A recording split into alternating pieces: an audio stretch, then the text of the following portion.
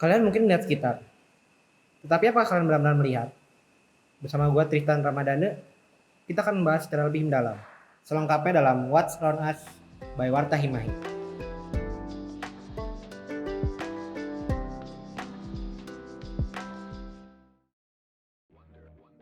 Kawan WH, pada nggak sih kalian dengar kayak gerakan atau istilah kayak vegan leather? Atau misalnya stainless steel yang lagi viral gitu? Nah, kali ini kita akan membahas lebih lanjut terkait hal-hal ini, terutama dalam dampaknya dalam lingkungan hidup. Dan mungkin lebih dalam lagi kita akan membahas bagaimana dampak ini pada bumi kita. Jadi begini, terdapat ungkapan tak kenal maka tak sayang.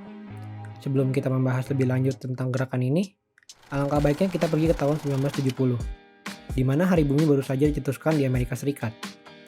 Pada masa itu, Amerika Serikat mengkonsumsi gas bertimbal dalam jumlah yang banyak untuk keperluan transportasi dan hal ini dianggap sebagai hal yang lumrah, bahkan dianggap sebagai tanda kesejahteraan. Namun, semua hal itu berubah ketika Rachel Carson, seorang ahli biologi kelautan, menulis buku berjudul Silent Spring yang menyorot masalah pembuangan limbah. Keprihatinan ini memuncak ketika Senator Gaylord Nelson mencetuskan konsep Earth Day untuk mendorong kesadaran masyarakat akan hal ini. Untuk edisi pertama ini, kita akan membahas lebih dalam lagi tentang kontradiksi-kontradiksi dalam upaya pindah ke pilihan yang lebih ramah lingkungan. Oke, fast forward ke masa sekarang. Dengan semakin banyak orang yang sadar akan efek pilihannya, produk yang hijau semakin laku. Entah itu membeli produk yang bahannya ramah lingkungan, atau yang diolah dari sampah yang didaur ulang. Walaupun dipatok di harga yang lebih tinggi, kini lebih banyak masyarakat bersedia menghabiskan uangnya untuk produk hijau. Karena umumnya proses pembuatannya minim sumber daya dan tidak menghasilkan limbah pabrik yang beracun. Tidak hanya itu, beberapa proses penguraian produk ramah lingkungan umumnya lebih cepat daripada bahan lain seperti sintetik misalnya. Jelas, ini tampak seperti limbah-limbah yang kita hasilkan. Dan biasanya, semua itu berakhir di TPA, alias tempat pembuangan akhir. Namun kalian tahu nggak sih, semua ini berpola pada satu hal? Ya, betul banget. Semua itu berpola pada... Menurut Alina Brown, Profesor Ilmu Sains dan Kebijakan Lingkungan di Clark University, permasalahan utama yang menyebabkan kerusakan lingkungan adalah konsumerisme dan sistem ekonomi masa kini yang selalu berupaya memaksimalkan konsumsi. Masyarakat pun seolah-olah dimanjakan dengan barang-barang instan. Kayak yang kemarin tentang polisi tuh, kayak instan, maksud gua, hal-hal instan kayak gitu yang berdampak pada lingkungan. Dan kedepannya juga, barang-barangnya juga buruk pada lingkungan. Seburuk hubungan gua sama dia, maksud gua, terhadap lingkungan bumi kita ini. Dan terutama masalah-masalah lain yang ada dalamnya. Kenapa demikian? Karena produk-produk yang dilabeli dengan go green atau ramah lingkungan itu sebenarnya nggak selamanya baik cuy.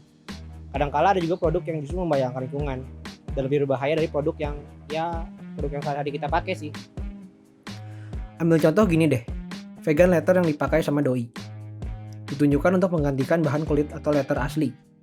Leather yang diperoleh dari kulit sapi asli umumnya diperoleh dari peternakan sapi yang keadaannya tidak ramah hewan.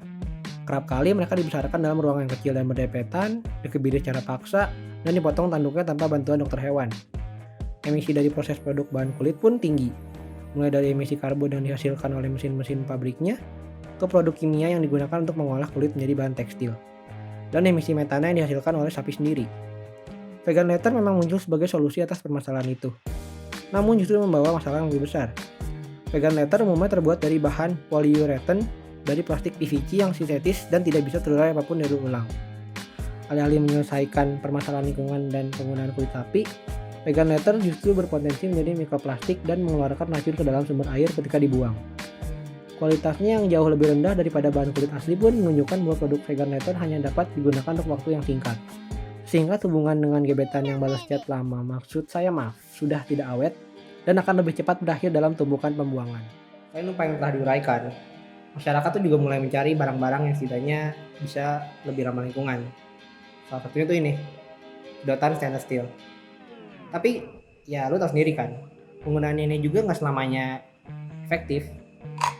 Mungkin faktanya juga, walaupun sedotan stainless steel ini bisa mengurangi penggunaan sekitar 150 sedotan plastik, tapi ya nggak ada yang abadi cuy. Dan mungkin di hari ini kita bisa bersyukur atau menghindari plastik dengan alat ini contohnya. Tapi ya balik lagi, semua alat tuh ada masanya, dan walaupun emang efektif, ya bagi gue ini enggak. Dikutip dari Kompas, organisasi yang bergerak di bidang lingkungan seperti Walhi dan Greenpeace mengingatkan bahwa peralihan penggunaan barang-barang yang tak sekali pakai akan lebih berdampak kepada lingkungan, termasuk barang yang digunakan sehari-hari. Pada kasus ini tuh sedotan kan gak selalu dipakai setiap hari. Lagian minum tanpa sedotan juga sama enaknya kok.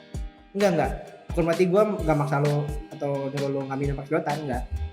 Tapi ada kalanya lo juga harus mulai merhatiin dong. Kalau bumi kita juga udah mulai global warming lah, atau ada hal-hal yang istilahnya bakal berdampak pada keselamatan umat manusia.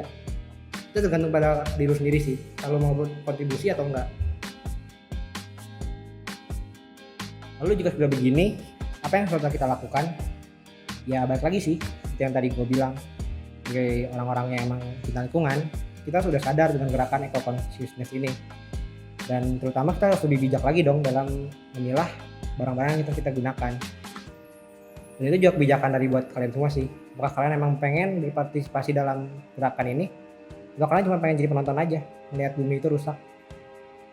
Dan mungkin gue cuma bisa ngasih tahu aja, kalau global warming itu emang nyata, dan dari sekarang tuh kita emang ngatasin itu. Kira-kira gitu sih cuy. Gue Tristan selaku host pamit undur diri. Sampai ketemu di edisi What's on Us selanjutnya. Stay smart, aktif, and talkative. Bye.